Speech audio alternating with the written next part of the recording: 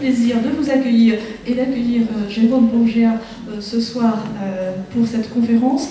Jérôme donc est chercheur en écologie marine et pêche à l'Ifremer de Sète. Voilà. C'est un spécialiste, comme vous le doutez, des tortues, et en particulier des tortues de l'océan Indien. Il a travaillé une quinzaine d'années, je crois, il a fait des recherches là-bas sur ces tortues-là pour essayer de mieux comprendre leur comportement, leur façon de vivre, etc. et mieux les protéger. Donc je pense que c'est ce qu'il va nous expliquer ce soir et je vais donc lui laisser la parole. Pardonnez-nous pour ces problèmes techniques. Bonjour à tous. Si j'avais su, j'aurais ramené la pluie de 7, comme ça on aurait eu moins de contre-jours. Merci beaucoup de l'introduction et merci beaucoup de l'invitation, surtout. C'est Marie qui a tout organisé et c'était une chance pour moi d'être ici, une zone que je commence à connaître à peine et qui est vraiment magnifique. Vous avez beaucoup de chance d'y habiter. Donc moi je suis basé à Sète, à l'UMR Marbec, et je fais partie de l'Ifremer. Et effectivement j'ai passé 15 ans à l'île de la Réunion, à l'Ifremer, où j'ai mené entre autres beaucoup de projets, de programmes au niveau régional sur ces espèces emblématiques et passionnantes, vous allez le voir. Et l'idée un petit peu de cette conférence était d'essayer un petit peu de répondre à toutes les questions que vous vous êtes posées sur ces espèces qui sont, vous allez voir, étonnantes de par leur relation, de par leur structure, de par les zones qu'elles vont croiser et naviguer. Et donc l'idée c'était de présenter un petit peu 40 ans de recherche, pas que les miennes, parce qu'il y a eu beaucoup de travaux qui ont été faits avant, pour collecter des séries longues par exemple, qui permettent aujourd'hui en fait aux chercheurs de pouvoir développer des indicateurs pour savoir comment ces espèces vont. Moi j'aime bien les petites citations, vous allez voir. Voir le devant de la mer, c'est voir l'imagination de l'inconnu. Pourquoi cette citation? Parce que c'est ce qui m'a amené un petit peu à travailler sur la mer, en fait. Mon père, qui est un grand littéraire, m'a bassiné avec ce genre de citation quand j'étais jeune, et effectivement celle-là m'a marqué parce qu'elle m'a poussé à me dire mais allons creuser un petit peu et voir au cœur de cette mer quel est l'imaginaire de cet inconnu. Et donc essayer de comprendre comment cet imaginaire nous permet à tous de rêver sur ce milieu qui est extraordinaire. Et puis il y en a une autre qui m'a beaucoup marqué aussi, je vais vous la dire, c'est du comorien. Vous allez me dire ce que ça veut dire. Vale bulio li duja devano nlango uyu. Et pourquoi cette citation? Je la traduis, là où il y a les vagues se trouve l'issue. Parce qu'effectivement, si on veut comprendre cet imaginaire de cet inconnu, il ne faut pas avoir peur d'aller voir la complexité pour essayer de voir comment cette complexité est belle pour expliquer le comportement de beaucoup d'animaux. Et c'est un petit peu le cœur de notre métier qui est celui de la biologie, l'écologie, biologie de la conservation, etc. Alors justement, tout ça c'est complexe et c'est pas nous les chercheurs qui prenons les décisions, ce sont les gestionnaires. Et aujourd'hui, les gestionnaires du milieu marin, ils sont confrontés à la sauvegarde durable des ressources et des écosystèmes, notamment pour nous et pour les générations futures. Et ils sont confrontés au XXIe siècle, vous voyez tous, à un challenge sans mesure. On est vraiment à une charnière pour la conservation et la protection de nombreux habitats et d'espèces. Et pour ça, il faut connaître les menaces, il faut prioriser et agir avec les moyens disponibles pour sauvegarder cette magnifique biodiversité. Et justement, ils ont besoin de qui? De ceux qui observent. Parce que c'est grâce à nos observations, à notre travail, qu'ils pourront, eux, prendre des décisions. Pas toujours sages, pas toujours sur la base de nos recommandations, ça c'est bien dommage, c'est une réalité. Mais quand même souvent, les travaux qu'on mène, à un moment ou à un autre, permettent de mieux protéger cet environnement qui nous est si cher. Mais c'est compliqué tout ça. Justement, observer c'est bien, mais le système est compliqué. Ce que vous voyez, notamment ce qui bouge, c'est juste en fait les vents et les températures de surface, la température de l'air. Vous voyez que le gradient est complexe sur la planète. Plus on monte vers les pôles, plus ça bouge. Plus on va vers l'équateur, moins ça bouge. Mais par contre, plus il fait chaud, on a des gradients de température extrêmement importants. Et c'est encore plus compliqué dans le milieu marin, parce que c'est un environnement qui est humide, salé, sans air, qui bouge tout le temps, et sous des contraintes permanentes de pression. Alors vous voyez déjà, tout ce qui est électronique, eau, sel, pression, ça n'aime pas trop. Donc ça complexifie beaucoup toutes les études d'écologie qu'on va pouvoir mener pour essayer de comprendre le comportement de ces animaux-là. Si on zoome un petit peu justement sur ce milieu marin, alors c'est pas du tout la même carte là, ça bouge aussi, mais cette fois c'est les courants. Et ce que vous voyez en couleur, ce sont les gradients de température. Et on est dans la partie océan Indien, là. Et vous voyez bien que, de la même manière que l'atmosphère, c'est toujours mouvement, ça bouge. Vous voyez tous ces gyres qu'il y a dans le canal du Mozambique, qui est cette zone-là, entre Madagascar et le Mozambique, et le pays de Mozambique. Et c'est extrêmement mouvant, et ça rend toutes les approches encore plus complexes. Si on regarde cette carte-là, qui est exactement la même, on voit les courants qui bougent, mais là c'est juste les anomalies de température de surface. Donc on voit bien que non seulement on a des gradients de température extrêmement importants, de pression plus ou moins en profondeur, tout ça bouge, mais en plus tout ça n'est pas constant dans le temps, il y a des années chaudes, il y a des années froides. Là on voit par exemple dans le canal du Mozambique, c'est bleu, on était dans une période où on avait des températures de surface plus froides que la normale. Par contre, dans tout le reste de l'océan Indien, vous voyez bien, c'était à une époque de El Niño, on avait des températures de surface qui étaient très fortement supérieures aux températures moyennes qu'on aurait attendues à cette période-là. Le sud-ouest de l'océan Indien, justement, c'est une zone extraordinaire. Elle a été clairement démontrée comme un des points chauds de la biodiversité terrestre et marine sur la planète, avec des quantités d'espèces, des écosystèmes qui font que cette biodiversité est exubérante. Mais cette zone aussi, on a clairement mis en évidence que c'était aujourd'hui, la biodiversité était extrêmement menacée. On avait une perte de biodiversité extrêmement forte. Donc là, c'est une carte qui montre l'érosion de la biodiversité sur la planète, et notamment toute la partie océan Indien et le sud-ouest sont vraiment des hotspots de perte de biodiversité. Normal, il y en a beaucoup, mais c'est aussi des zones extrêmement fragiles et on a une dégradation extrêmement forte. Il faut savoir qu'on a des taux 1000 fois supérieurs avant l'apparition de l'homme de disparition des espèces aujourd'hui. Et encore, il y a des études plus récentes qui montrent que c'est encore plus catastrophique que cela. Pourquoi c'est une zone aussi extraordinaire? Bien sûr pour la biodiversité, mais aussi pour les tortues marines. Et c'est un petit peu l'objet de la conférence aujourd'hui, de vous inviter dans le sillage de ces espèces pour essayer de les comprendre, essayer de voir qu'est-ce qui les menace, où sont les zones prioritaires de conservation et comment on peut les conserver, et surtout essayer de mieux appréhender les méthodes et les moyens pour connaître leur état de santé, au final pour mieux les protéger. Alors ces tortues, c'est fabuleux, là c'est une photo que j'ai prise à Mayotte. Donc on a deux tortues, c'est juste un mâle qui est sur une femelle en train de se reproduire. Il faut savoir que dessous, il y a 3-4 mâles qui gravitent pour essayer de piquer la place de ce mâle qui, lui, a la chance d'être sur la femelle. Alors là, encore une fois, c'est la femelle qui fait tout le boulot, hein, puisqu'elle nage, elle monte à la surface. Les mâles sont juste accrochés, ils ne bougent pas. Et l'accouplement peut durer plusieurs heures. C'est un moment qui, je pense, est assez pénible pour la femelle. Et surtout qu'elle va se faire reproduire par plusieurs mâles, parce qu'elle a la caractéristique d'avoir une spermathèque. Donc elle va récupérer les spermatozoïdes des différents mâles, les stocker, les maintenir vivants, et féconder au fur et à mesure qu'elle pond les œufs, ses ovules. Et donc on va avoir des systèmes de multipaternité, c'est-à-dire qu'une femelle va avoir, enfin la descendance d'une femelle aura plusieurs papas. Là, c'est une photo prise aux îles Glorieuses. C'est une tortue qui descend après avoir passé 4 heures à pondre sur la plage et qui va rejoindre la mer. Là, cette photo, elle est rigolote, parce que c'est 2 générations de tortues. Alors, est-ce que c'est son bébé qui descend à côté d'elle? Ben non, parce que le bébé, l'incubation, c'est 60 jours. Et en général, la période où elle pond va durer 3 à 4 semaines. Donc, c'est forcément le bébé d'une autre tortue qui est venu pondre quelques mois avant. Mais il se trouvait que cette photo-là, prise aux Comores, là, on avait ces 2 espèces qui descendaient. Alors pour nous les chercheurs, ce qui est fabuleux, c'est que ces espèces, elles se reproduisent que dans des endroits magiques. Et que, malheureusement pour nous, il faut qu'on y aille pour les étudier. Alors là, c'était notre bateau, vous voyez là, qui était gentiment ancré au large de l'île de Glorieuse, qui est une des îles des terres australes et antarctiques françaises, les îles Éparses, qui est un petit peu au nord-est de Mayotte, pour ceux qui connaissent, et qui est donc une île interdite, et qui, entre autres, a beaucoup de tortues qui viennent se reproduire sur la plage. Ça, c'est une photo de l'île de la Réunion. Il faut savoir que sur cette plage, qui est la baie de Saint-Paul, en 1700, il y avait autant de tortues qui venaient se reproduire qu'aux Glorieuses. Malheureusement, aujourd'hui, vous voyez, il y a une autoroute, et tout le littoral est complètement bétonné. Ça, c'est la ville de Saint-Paul. Et aujourd'hui, il y a 0 tortues qui viennent se reproduire sur ce site-là.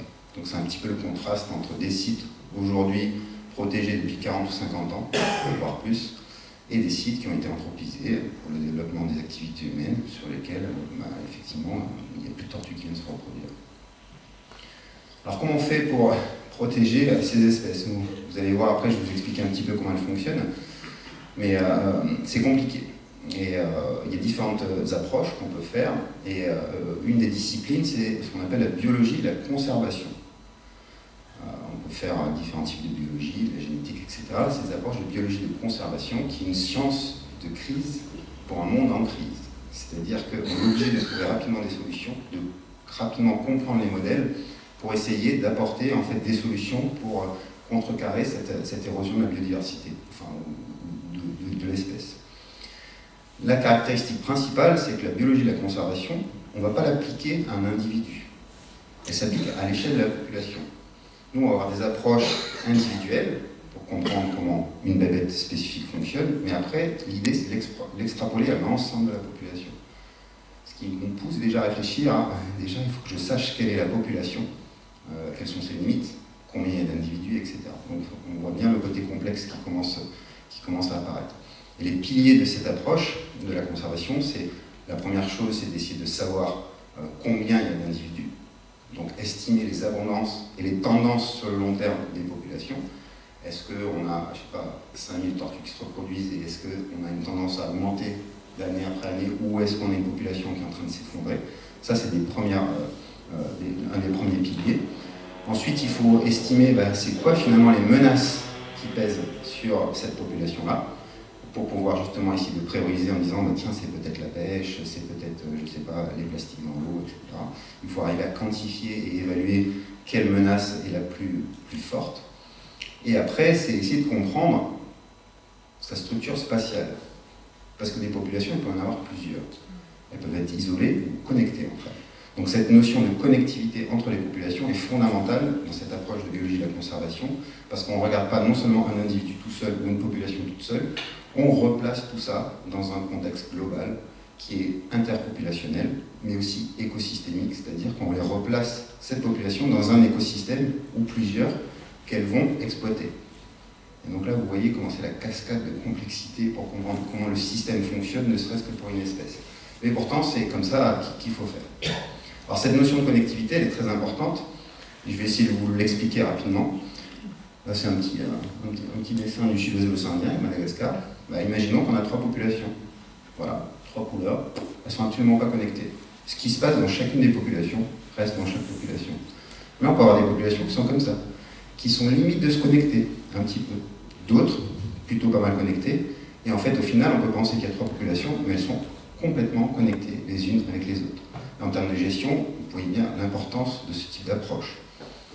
Plus on aura des populations qui sont connectées, ce qu'on appelle la connectivité entre les populations. Par contre, il y a un phénomène d'isolement si les populations n'ont pas de relation avec les autres, les unes avec les autres. Alors pourquoi ça c'est important? Quand on y réfléchit, plus une population est isolée, moins elle dépend des autres, ce qui est pas mal. Finalement, s'il y a une autre population qui s'effondre, nous on s'en fout, parce que nous on est bien. Mais par contre, on est plus vulnérable, parce que ce qui se passe chez nous peut éteindre ma population. Par contre, plus une population est connectée, par contre, elle est très dépendante des autres. Donc elle est moins vulnérable localement. S'il se passe quelque chose chez moi, c'est pas très grave, j'ai des individus des autres populations qui vont venir m'alimenter. Mais par contre, le bémol du truc, c'est que je suis dépendant des autres. Si toutes les autres populations autour s'effondrent, j'ai un fort risque de moi aussi être entraîné dans l'effondrement. Alors tout ça c'est très simpliste, le système est beaucoup plus complexe parce qu'il dépend à la fois de l'espèce, des traits de vie de l'espèce, des différents stades de vie de l'espèce, des variabilités environnementales que subit l'espèce, des différents écosystèmes dans lesquels l'espèce va vivre, etc., etc., etc. Donc là, tout ça encore une fois prend une approche extrêmement complexe. Et donc il faut choisir où sont encore une fois les priorités, et c'est un peu ça l'idée de l'approche de la biologie de la conservation. Revenons à nos tortues. J'ai mis les tortues marines, modèle biologique complet mais complexe.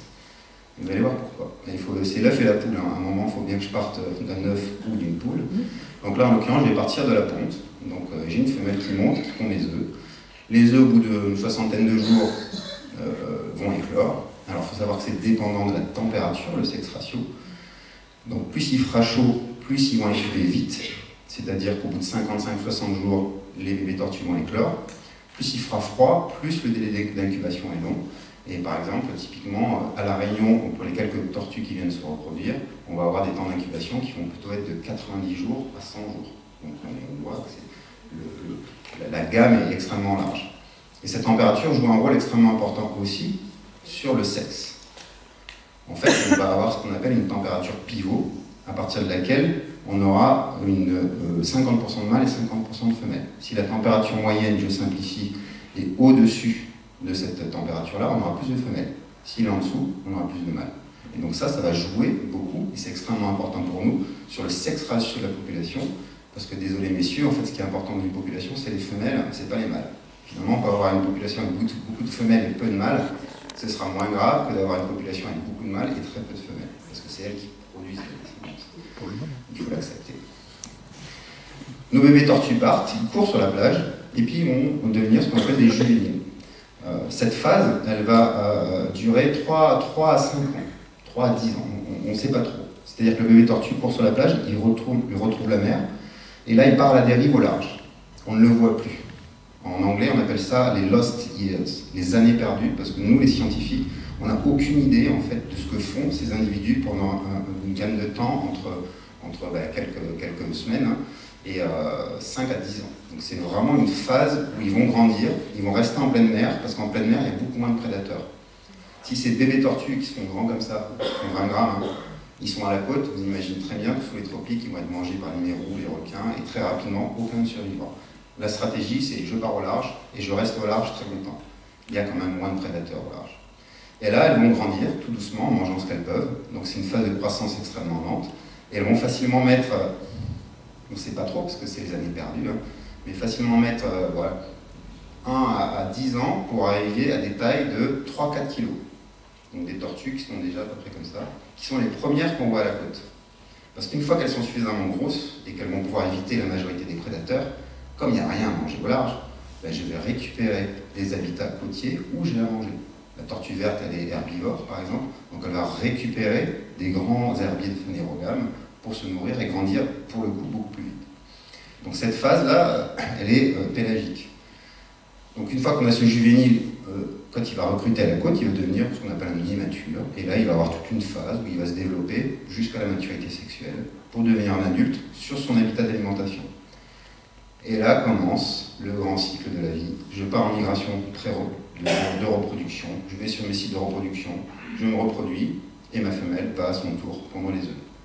Et ça, en fait, ça va faire un cycle, puisqu'à partir de ce moment-là, où la tortue a à peu près entre 20 et 30 ans, il va durer jusqu'à la fin de la vie. Sachant qu'une tortue, on a du mal à estimer les âges en général, ça va facilement vivre 80 ans. C'est un peu le chiffre qu'en général on indique. Et là, entre 25-30 ans et 80 ans, elle va faire ce cycle. Alors pas tous les ans, parce qu'elle va se reproduire que tous les 3 à 5 ans.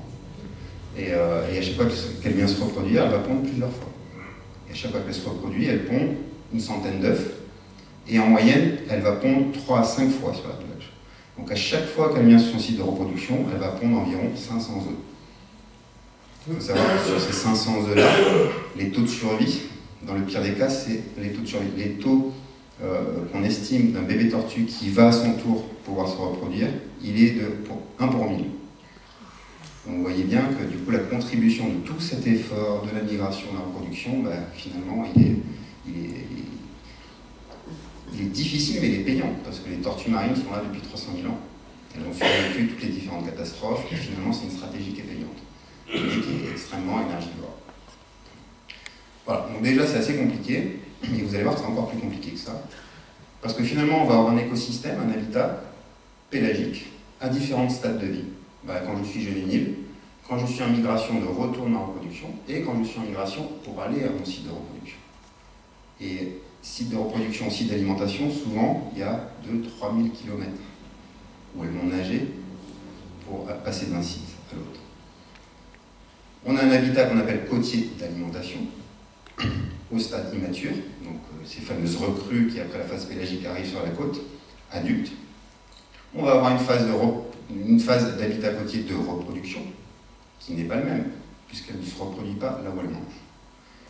Et on va avoir un habitat terrestre en plus. C'est-à-dire qu'elle est dépendante de la plage, de ce qui s'y passe, pour pouvoir déposer ses œufs dans de bonnes conditions. Donc vous voyez bien que tout ça est extrêmement complexe, et tout ça prend sa place sur une échelle de temps entre 0 et 80 ans. Donc le processus est compliqué, il faut 30 ans pour se reproduire, etc. Donc ça ne rend pas les choses forcément faciles de comprendre quelle est la dynamique de mes populations, pour savoir finalement quel est le statut de mes populations. Donc mieux les connaître pour mieux les protéger, c'est quoi dans ce cas-là? Pour le cas de ces espèces, la priorité c'est d'estimer les abondances et les tendances, c'est-à-dire combien j'ai d'individus qui se reproduisent, et est-ce que ce chiffre évolue dans le temps, en s'écroulant ou en augmentant, ou en étant stable. C'est comprendre la structure des populations et estimer les relations qui existent les unes avec les autres. Parce que j'ai expliqué que c'était extrêmement important de savoir si on avait des relations, des échanges de gènes, des échanges d'individus. C'est bien sûr caractériser les pressions anthropiques et leur impact. Est-ce qu'une certaine pression aura un faible impact versus une autre qui aura un très fort impact? Donc il faut arriver à caractériser ça. Et utiliser l'ensemble de ces données-là pour établir des priorités de gestion. Parce que vous savez très bien que les sous, notamment pour l'écologie, ils sont maigres, pour la protection encore plus. Et donc à un moment, on ne peut pas protéger tout un océan. Donc à un moment, il faut dire, il faut protéger ce petit carré, parce qu'en protégeant ce petit carré-là, on aura une très forte influence sur la population. Et ça, les managers, ils aiment bien, parce que ça fait moins de sous, et potentiellement, ça rapportera. Alors comment on fait pour estimer les abondances et les tendances d'une population de tortues? Alors soit vous êtes un gros bourrin et vous allez sur la plage toute la nuit et vous comptez tous les individus qui marquent en vous mettant un numéro parce que la tortue va revenir plusieurs fois dans la même nuit et à intervalle de 12 jours pour répondre. Donc il faut suivre chaque individu et c'est du coup extrêmement chronophage, donc pas possible, quoi. Donc c'est compliqué. On a l'avantage que les tortues, elles laissent des traces, des indices. Et donc plutôt que d'être sur les patrouiller toutes les nuits, identifier tous les tortues, en fait on détourne un petit peu le système. Ce qu'on va faire, c'est qu'on va juste patrouiller le matin, on va compter le nombre de traces de la nuit, et donc on va en dériver un indice d'abondance. Et on va pouvoir suivre cet indice dans le temps, juste en comptant tous les matins, ou une fois par semaine, il y a différentes méthodes. Et ça nous permet, en fait, pendant une très longue période de temps, d'avoir une évolution de cet indice, nombre de traces. Je dis bien nombre de traces, et pas nombre d'individus. Parce qu'une trace peut être, plusieurs traces peuvent être déposées par un seul individu. Donc là, le système est encore une fois compliqué. Ceci étant, cet indicateur, finalement, on peut le suivre, on l'a suivi dans plein d'endroits. Là, c'est le cas au Comores, qui est une magnifique île, là, c'est l'île d'Itsamia. Pour ceux qui ne sont pas allés, c'est des merveilleuses vacances assez roots, mais alors, le côté d'Itsamia, donc ça c'est Guadeloupe, vraiment, le côté d'Itsamia, c'est la pointe est, là, et c'est extrêmement magnifique, ces mélanges de couleurs ocre avec le vert, l'ocre de la terre, le vert des arbres et le bleu de la mer. Et notamment, pourquoi ce site-là? C'est parce que on a monté une collaboration en 99 avec les villageois, en leur expliquant que finalement, plutôt que de tuer les tortues pour les manger, mais ils pouvaient se faire des revenus non négligeables avec de l'écotourisme. Et depuis, c'est eux qui font toute la protection des tortues sur cette partie de l'île, contre les braconniers, et ils arrivent à se faire un revenu non négligeable en invitant et en réveillant les touristes pour aller voir les tortues marines. Et on voit très bien en fait cette augmentation de population. Donc là, vous voyez, ce que vous voyez le graphe, c'est l'évolution du nombre de traces que c'est eux-mêmes qui comptent. Hein. On les a formés, on va les former tous les ans, et c'est eux qui vont compter et qui nous fournissent les données. On voit cette évolution du nombre de traces, qui est très saisonnier, déjà qui est très variable à l'intérieur de l'année, puisqu'on a des pics de ponte, mais qui est très variable d'une année sur l'autre. Normal, il est variable d'une année sur l'autre, parce que je vous ai dit que les tortues ne reviennent pas tous les ans, mais tous les 3 à 5 ans. Donc d'une année sur l'autre, c'est pas du tout la même cohorte qui arrive. Donc, système complexe. Et après, on mouline, on fait un peu de science dessus, on arrive à dériver en fait la tendance, en enlevant toutes ces variations intrasaisonnières, saisonnières et interannuelles. Et on arrive à avoir une idée si le nombre de traces est plutôt en augmentation ou en diminution. Ici, en forte augmentation, mais notamment par la mise en place par les locaux de protection en fait, des tortues qui venaient s'y reproduire. Mais le problème, c'est celui-là, c'est que le nombre de traces, il augmente. Est-ce que ça veut dire que mon nombre de tortues augmente? Ben non. Il suffit qu'une tortue fasse plus de traces pour aller pondre le même nombre d'œufs, et en fait, j'ai un nombre de traces qui augmente, mais pourtant, mon nombre de reproducteurs est stable. On peut avoir des tortues qui vont faire moins de traces parce qu'elles sont plus performantes ou parce que le site est de meilleure qualité, on va avoir un nombre de traces qui diminue, et pourtant, on a un nombre de tortues qui augmente. Donc c'est assez pernicieux comme système. Donc du coup, nous, ce qu'on fait, c'est qu'on corrige ces données en estimant les paramètres de reproduction par des campagnes de marquage en fait dédiées sur site. On va, et là pour le coup, toutes les nuits, on marque chaque individu avec une bague, et on suit en fait les individus qui sont marqués pour avoir une estimation du nombre de fois qu'une tortue vient pondre sur la plage, du nombre de fois qu'elle monte mais qu'elle ne pond pas parce qu'elle n'a pas aimé le site, etc.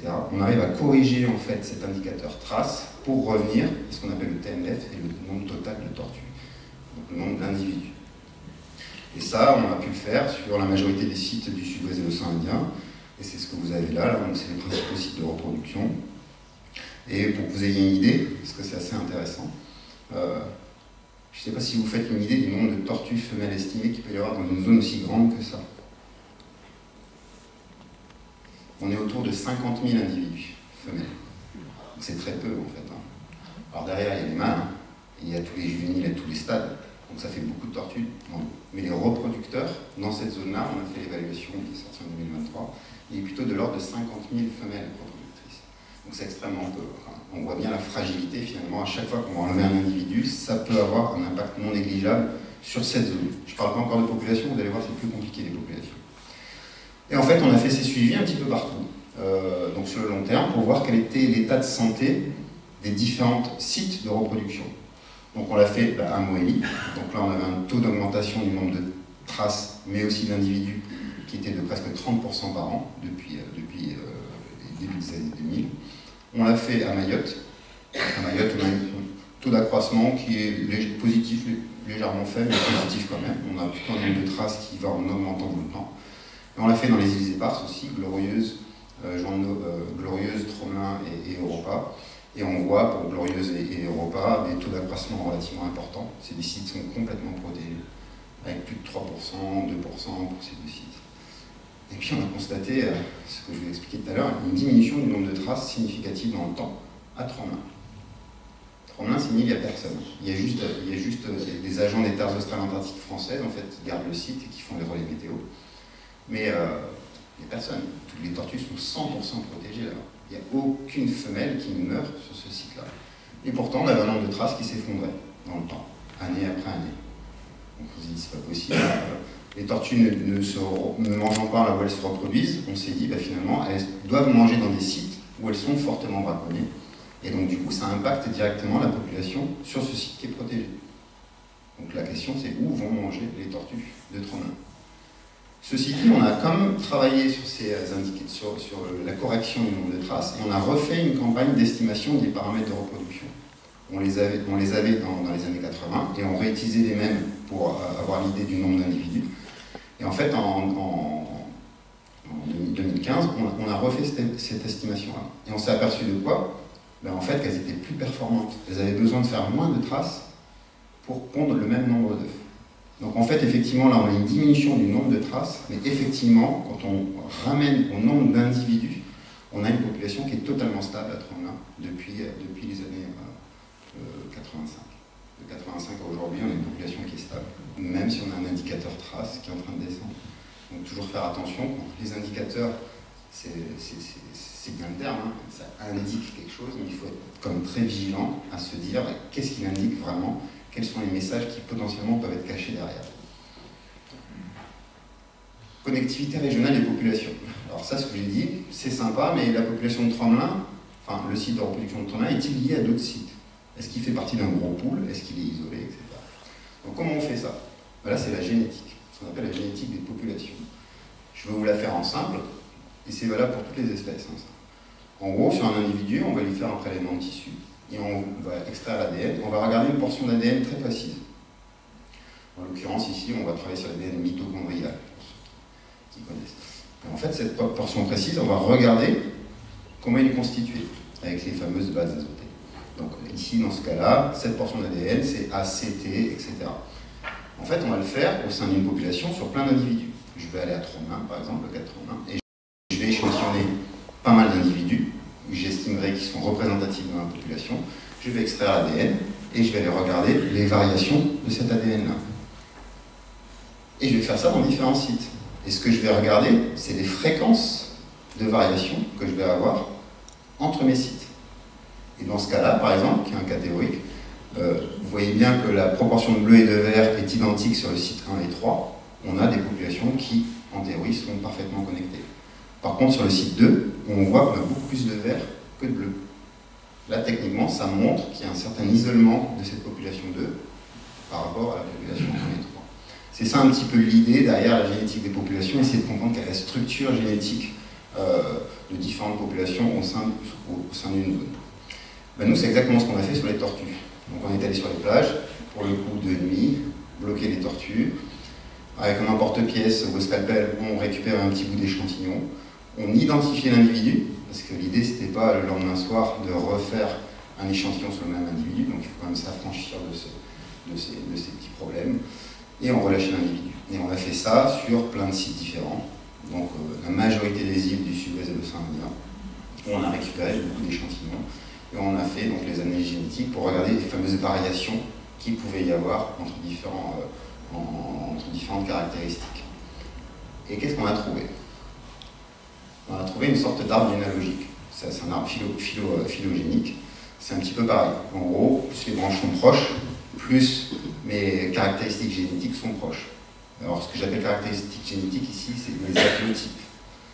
Donc, plus mes haplotypes, c'est les petits numéros, les petits noms que vous avez là, sont proches, bah, plus ils sont pareils en gros. Et là, donc là vous avez un regroupement d'haplotypes, ici lui qui est tout seul, et puis un autre qui est là. Et en fait on peut les regrouper, et après on appelle ça des clades. En gros les clades, la clade de 3, c'est des individus qui ont des caractéristiques qui sont extrêmement proches. On peut considérer que les brassages sont suffisamment importants pour qu'ils aient les mêmes caractéristiques. Et donc on a vu quoi? On a vu qu'au sein de toute cette génétique qu'on a fait sur tous ces individus, je ne la distribue pas par site encore, ben je m'aperçois que j'ai des individus qui sont des CM8 et qui appartiennent à la clade 1. J'ai des individus qui sont des différents haplotypes qui appartiennent à la classe 2, et puis d'autres qui appartiennent à la clade 3. Et quand je regarde toutes les données internationales qu'il y a sur ces haplotypes-là, je m'aperçois que celle de la clade 1, c'est un haplotype qui est typique de l'Atlantique. On est dans l'océan Indien. Ceux de la clade 2 sont typiques de l'océan Indien, on le retrouve dans d'autres études d'ailleurs. Et ceux de la clade 3, ils sont typiques d'où? Du Pacifique Ouest. Donc on dit, bah, c'est intéressant, parce que dans ce sud-ouest de l'océan Indien, finalement, je vais avoir des caractéristiques de l'Atlantique, du Pacifique et de l'océan Indien. Ok, ça c'est sympa, c'est intéressant. Mais maintenant, surtout, c'est comment ces haplotypes se distribuent, comment ces clades se distribuent entre les différents sites que j'ai échantillonnés. En fait, ils distribuent comme ça. Ma clade 2, finalement, je la vois un peu partout. Sauf dans le sud du Canaries-Mozambique. Ma clade 1, Atlantique, je la vois nulle part, sauf dans le sud du Canaries-Mozambique. Et ma clade 3, qui est quand même relativement proche de ma clade 2, ben je la vois où? Je ne la vois pas partout, je la vois surtout centrée au niveau équatorial vers les Seychelles. Dans la zone séchelloise, les îles granitiques et les amirantes. En fait, on en a conclu quoi? On avait un sous-stock, un stock très clair au niveau du sud du Canaries-Mozambique qui était très proche de l'Atlantique, un stock nord-ouest de l'océan Indien, et à l'intérieur de ce stock nord-ouest de l'océan Indien, une sous-population en fait qui était elle plus typique qu'on appelait la population séchelloise. Donc on voit bien que finalement toutes ces tortues, elles n'ont pas forcément toutes des relations les unes avec les autres. On voit bien une sorte d'isolement des tortues d'Europa par rapport à toutes les autres tortues qui se reproduisent dans la zone. Donc ça, c'est une indication extrêmement intéressante en termes de gestion, parce que là, déjà, assez spontanément, on se dit, je ne vais pas forcément mettre la même politique de gestion de conservation à Europa qu'ailleurs. Voilà des indications qui sont extrêmement importantes. Après, nous, ce qui nous intéresse, c'est de replacer ça dans un contexte plus mondial. Et donc là, ce que vous avez, donc les petits camemberts, c'est la même chose, hein, c'est les fréquences de ces haplotypes.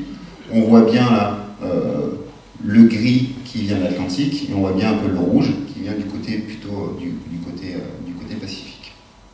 Très bien, donc ça c'est intéressant, parce qu'on voit bien la structure planétaire que peuvent avoir via ces approches phylogéniques de la structuration des populations de tortues vertes. Très bien. Et comment on peut expliquer, nous, finalement, qu'on a cette structure dans le sud-est de l'océan Indien?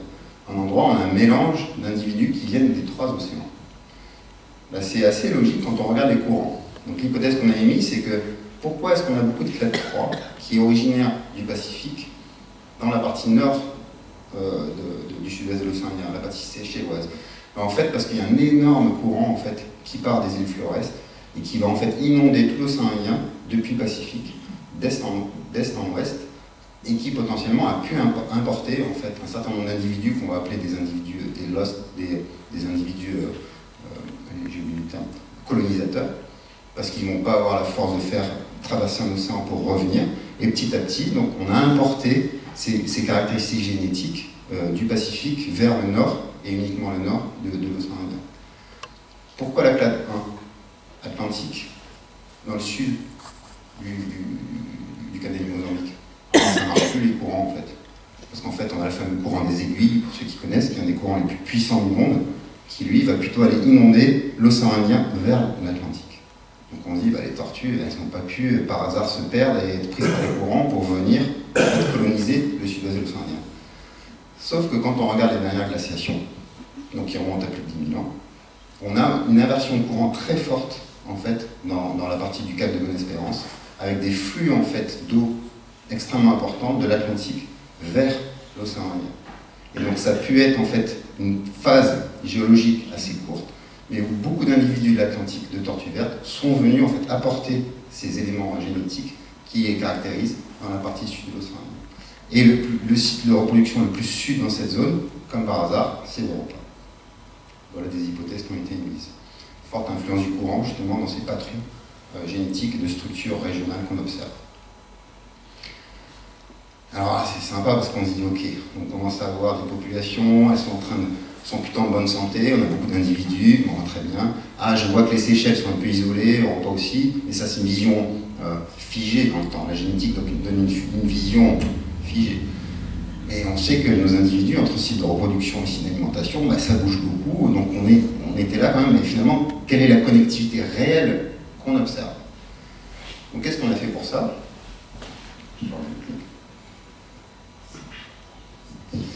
En fait, on a utilisé les satellites. On est allé marquer avec une balise satellite les individus à Europa. On est allé voir après la reproduction où est-ce qu'ils allaient. Et on a fait ça sur la majorité des sites de reproduction du sud-est de l'océan Indien. Et là, vous avez véritablement un feu d'artifice, en fait. Parce que c'est pas parce qu'on a des individus qui se reproduisent ponctuellement à des endroits très spécifiques que tout ça, en fait, ne se mélange pas à un moment ou à un autre. Parce que, comme je vous disais tout à l'heure, ils vont faire plusieurs milliers de kilomètres entre sites de reproduction et sites d'alimentation. Et donc ça, c'était vraiment très intéressant.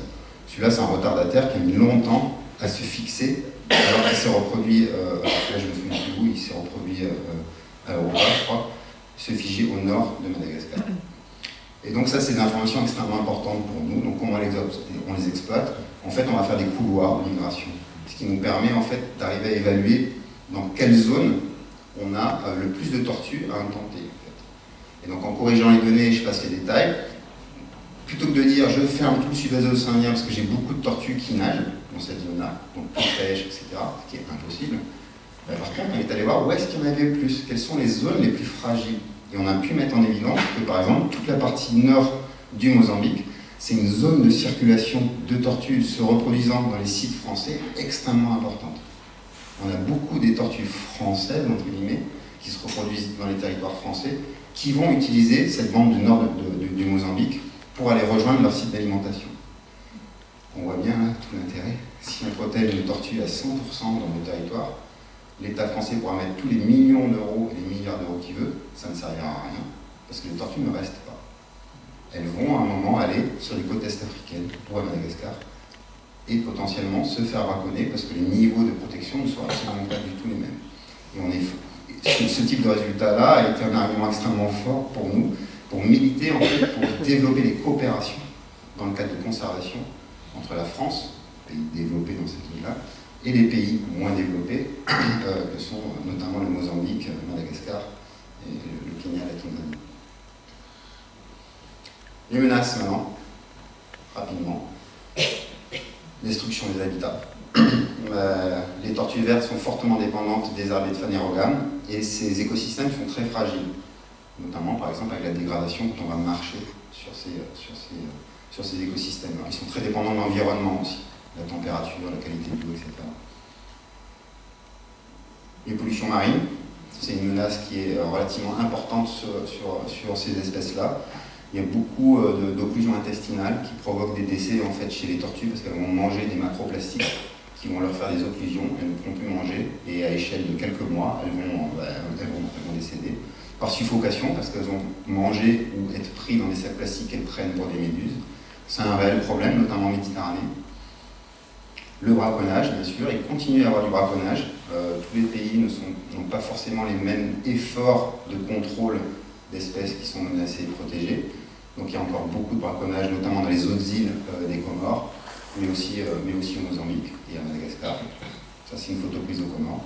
À Madagascar, il y a encore beaucoup de braconnage. Il faut savoir par exemple qu'il y a, pour ne pas les nommer, il y a des bateaux chinois en fait, qui sont envoyés, qui payent en fait des malgaches pour récupérer les tortues, qui parquent dans des sortes de sanctuaires hors de l'eau. C'est des tortues de mer, mais ils partent hors de l'eau. Et eux, ils viennent les récupérer parce qu'en fait, les tortues ont des vertus, selon eux, aphrodisiaques extrêmement importantes. Et que certaines parties des tortues, notamment les écailles et les os, peuvent se vendre à prix vraiment d'or pour des vertus aphrodisiaques.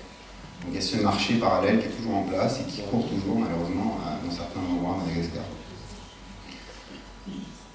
Et le dernier, c'est la pêche. La pêche est potentiellement la plus grande menace aujourd'hui pour ces espèces-là. Qu'elle soit la pêche industrielle, pêche au chalut, pêche au filet. Chalut, elle va rentrer dans le chalut, elle va mourir noyée, s'il n'y a pas de trappe d'échappement. Le filet, pareil, elle se prend dans le filet. Malheureusement, le filet sous l'eau, elle ne peut plus monter pour respirer. Ça reste un reptile, il faut qu'elle respire de l'air, elle ne peut pas respirer sous l'eau. Pêche à la palangre. La palangre, c'est un hameçon, vous savez. Donc elle va aller mordre l'appât, parce que les kawanes sont carnivores, par exemple, elles mordent l'appât et elles sont prises à l'hameçon. Donc soit elle meurt suffoquée si la ligne est lourde et au fond, soit après, elle reste avec l'hameçon dans la bouche et il peut y avoir des complications. Et bien sûr, la pêche à la Seine océanique, la pêche au thon. Vous savez, c'est ces grands filets, je vais les détailler juste un peu après, qui entourent en fait des grands bancs de thon, de plusieurs centaines de tonnes, et à l'intérieur, il y a des tortues marines, on y reviendra juste après. Et bien sûr aussi la pêche artisanale, qui va capturer par les petits filets, les petits engins, beaucoup de tortues marines, qui partent souvent dans le circuit de consommation des communautés locales, parce qu'une tortue, ça nourrit tout un village pendant une semaine. Donc il y a aussi ce côté non négligeable quand même. Et quand on vient avec nos politiques de protection, il faut toujours avoir un peu de recul, parce que finalement, si on les empêche de faire ça, dans certains cas, ils n'ont plus de ressources alimentaires, protéiniques, suffisantes. Donc c'est toujours quand même assez délicat comme approche. La pêche à la Seine, je vais juste le détailler un peu, parce que c'est assez rigolo. Parce qu'il y a quelques années, les lobbies écologiques nous sont tombés dessus. En plus, nous, on est Ifremer, on est pêche, c'est aussi notre cœur de métier. En disant, la pêche à la Seine tropicale, ça massacre les tortues, en balançant sur le site internet des photos catastrophiques de tortues prises dans les filets, en disant, c'est n'importe quoi, il faut interdire cette pêche. Gros matraquage médiatique. Bon, mais nous, ce qu'on a fait, on a fait notre travail, on est allé récupérer les données. Donc comment ça marche cette pêche? En gros, c'est un navire qui fait à peu près, alors c'est pas la pêche au thon rouge ici, les bateaux sont plus petits, mais la Seine tropicale, c'est des bateaux qui font 80 à 100 mètres, 120 mètres, donc c'est une très grosse unité. En fait, on est aux jumelles, et on cherche les bancs de thon en surface qui nagent, et quand il y en a un, c'est la course, poursuite.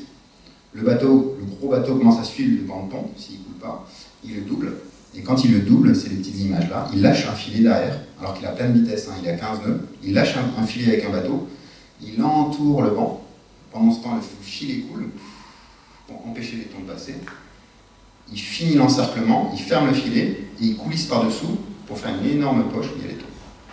Donc voilà la technique de la pêche à la Seine, c'est la même sur les thons rouges.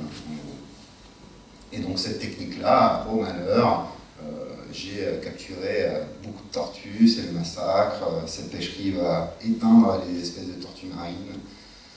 Alors la stratégie, elle est double en fait. Soit ils pêchent sur des bancs qui nagent, ce que je vous ai dit avec les jumelles, je me rappelle, soit en fait ils font de la collecte aujourd'hui. Parce qu'en fait les thons, ils ont la caractéristique de s'agréger sur les objets flottants. Vous mettez un frigo qui flotte, parce que ça je l'ai vu de mes yeux de l'océan Indien, ou une grosse bille de bois qui flotte, vous la laissez flotter pendant suffisamment de temps, pas de temps, et bien au bout d'un moment, ça va agréger les espèces pélagiques dessous. C'est un peu la théorie de l'oasis en fait, c'est la théorie qui tiendra le plus aujourd'hui, c'est que c'est un point de rupture dans un milieu bleu, et c'est des points de rencontre en fait. Et donc ça va agréger donc sur un bout de bois, moi j'ai vu, sur le Tony Seigneur, j'ai vu 800 tonnes de thon. 800 tonnes de thon qui ont été capturées derrière par le filet. Vous voyez, c'est monstrueux le coup de filet. Et donc ils font cette pêche sous DCP, parce que quand ils trouvent des trucs, ils mettent des bouées, ça délite, et après ils passent de bouée en bouée, avec un échosondeur, ils voient ici il y a du thon, et quand il y a du thon, ils l'encerclent. Sauf que ces engins qu'ils utilisent pour faire ces DCP, souvent il y a du plastique, il y a du filet. Et entre autres, les écologistes disaient ah ben, les tortues se maillent dedans, c'est la catastrophe, les Tony Seigneur arrivent, les massacrent tout. Donc, qu'est-ce qu'on a fait? On a eu la chance d'avoir accès à des données, à 17 ans de données dans 2 océans. Et on est allé regarder, en fait, c'était quoi finalement les proportions de capture. Alors, cette pêcherie a obligation d'avoir un certain pourcentage couvert par un observateur embarqué. D'où l'importance de l'observation de la nature aujourd'hui. Qu'elle soit nous en travaillant nos données ou simplement un observateur sur un bateau qui va compter les choses. Et donc on a regardé les différents coups de scène qu'il y a pu y avoir, et notamment les captures accidentelles sur les tortues. Que la pêche soit effectuée sur des bancs libres ou, ça c'est l'autre côté, sur ce qu'on appelle des DCP. Et on est allé regarder ça en détail.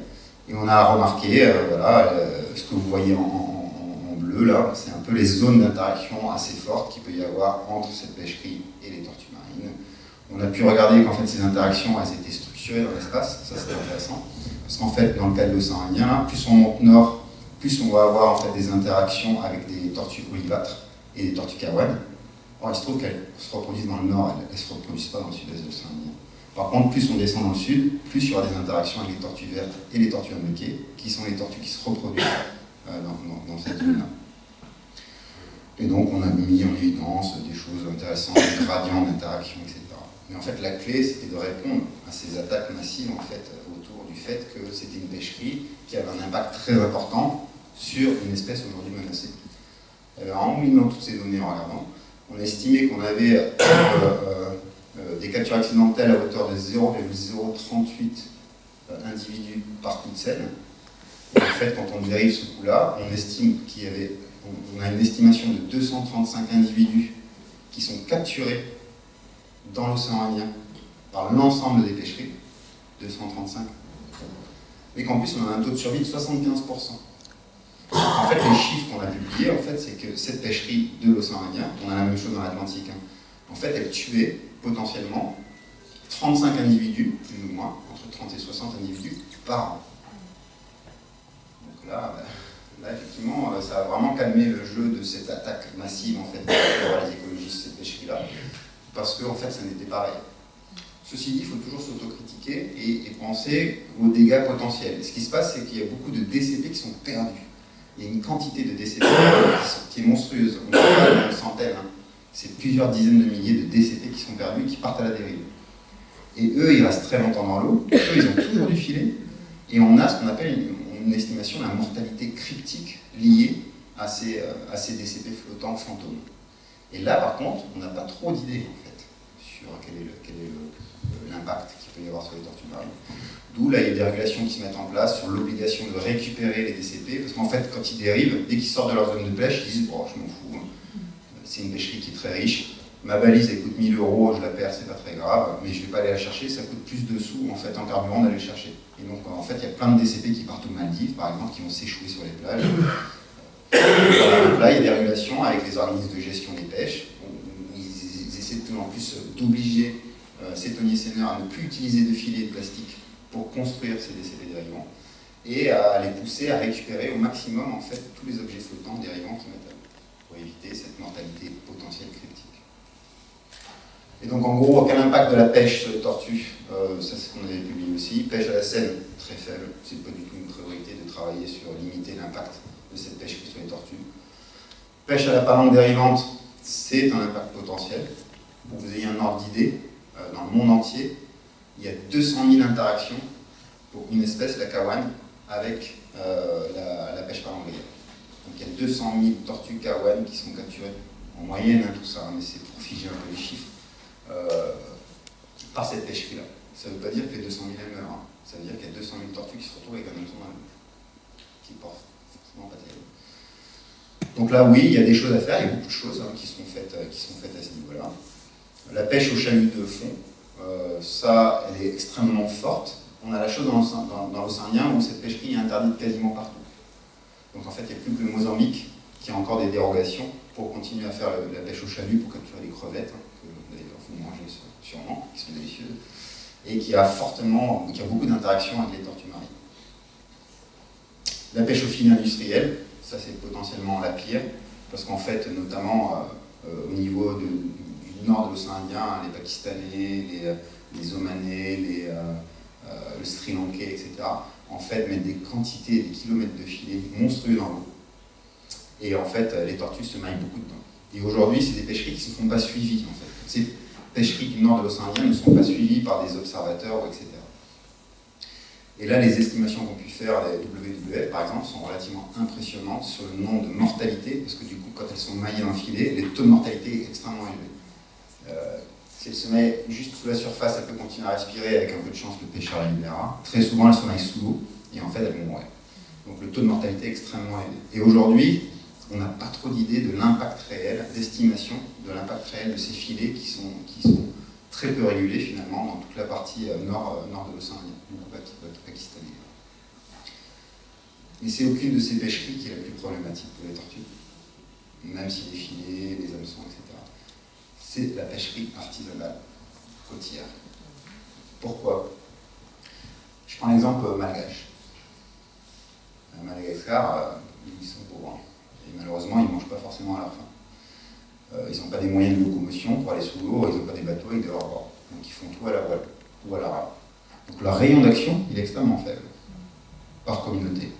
Donc eux, en fait, la stratégie, c'est que, il faut qu'ils mangent. Donc ils vont prélever dans leur zone, mais ils vont prélever jusqu'au dernier poisson. Et c'est aussi vrai pour l'impact sur les populations de poissons, en fait. Potentiellement, ils peuvent faire des dégâts beaucoup plus importants qu'une pêcherie industrielle. Parce que par exemple, la pêcherie industrielle à la morue, vous savez, ça s'est effondré dans l'Atlantique Nord. Il n'y avait plus de morue, toute la flotte en fait, a arrêté de pêcher dans cette zone-là. Pourtant, aujourd'hui, le stock de morue dans l'Atlantique Nord, il commence à être plutôt en bon état. Parce qu'en fait, les pêcheries industrielles vont arrêter d'opérer parce qu'elles sont économiquement plus rentables. Donc, comme ça a un coût d'envoyer des gros bateaux pêcher des poissons, à un moment, s'il y a moins de poissons, elles sont plus rentables. Et en fait, ils vont changer. Ils vont arrêter d'exploiter. Donc, ils ne vont pas aller exploiter le poisson jusqu'au dernier. Par contre, quand tu es à Madagascar ou au Mozambique, toi tu vas manger dedans chez toi. Et donc si la population grandit, et si je mets un effort de pêche plus important, si j'ai les Taïwanais qui viennent et qui m'achètent mon poisson, sortez-moi les mérous, je vous les achète pas cher, et tout ça en fraude, les gars ils vont pêcher encore plus. Et en fait, ils vont vraiment avoir un impact significatif sur leurs ressources. Et les tortues au milieu, si elles sont là, ils récupèrent aussi. Donc potentiellement, ils vont pouvoir avoir un impact extrêmement fort. Et le problème, encore une fois, c'est qu'il n'y a pas d'observateurs, il y a très peu de gens en fait, pour arriver à quantifier l'impact que ces populations, que ces communautés locales vont avoir. Avec ce côté, en plus, à Madagascar, moi j'y étais confronté, on ne va pas dans un village en lui disant c'est pas bien de manger une tortue, elles sont protégées, elles sont toutes gentilles, moi je veux que ma fille voie la tortue. Et le gars il te dit mais moi je fais me nourrir tout le village avec la tortue. Donc c'est délicat, c'est pas des situations extrêmement simples. Alors, ce qui est pas mal à la mode, c'est d'essayer de leur montrer que finalement, ils peuvent générer un revenu avec une tortue vivante, potentiellement dans le temps plus important que juste tuer la tortue. Ou potentiellement dans le temps, il n'y aura plus de tortue. Donc ça, c'est des approches qui sont assez intéressantes, et il y a plein d'endroits où ça marche très bien. Pas forcément dans tout ça. Et donc, une fois qu'on a ça, je vais aller un peu vite, parce que sinon, on va rester la nuit. Et donc, on a plein de données, on a plein de choses, et bien, on fait notre travail. On a mis en évidence des zones prioritaires de conservation dans cette zone-là. Et donc, dans le cas du sud-ouest de l'océan Indien, voilà les zones prioritaires de conservation qu'on a pu mettre en évidence, qu'on a fait remonter au niveau national et des différents pays, pour que des actions soient mises en place. Alors, pourquoi ces zones? Je ne vais pas toutes les expliquer, mais je vais prendre juste 3 exemples. Le premier, c'est la zone des Mascareignes. Mascareignes, c'est la Réunion, Maurice, Rodrigue. Donc, c'est le plateau des Mascareignes, c'est un reliquat, c'est là où il y a le point chaud. La partie la plus à l'est du sud-ouest de l'océan Indien. Après, il y a l'Australie. Alors pourquoi cette zone-là? Parce que on avait énormément de tortues dans le passé, et qu'aujourd'hui, l'estimation de la population de la Réunion, elle est de 1 tortue par an en moyenne, qui vient se reproduire. Donc on a une population résiduelle qui en plus génétiquement est particulière, donc ça c'est intéressant. Mais en gros, on n'a que quelques individus qui viennent se reproduire à la Réunion.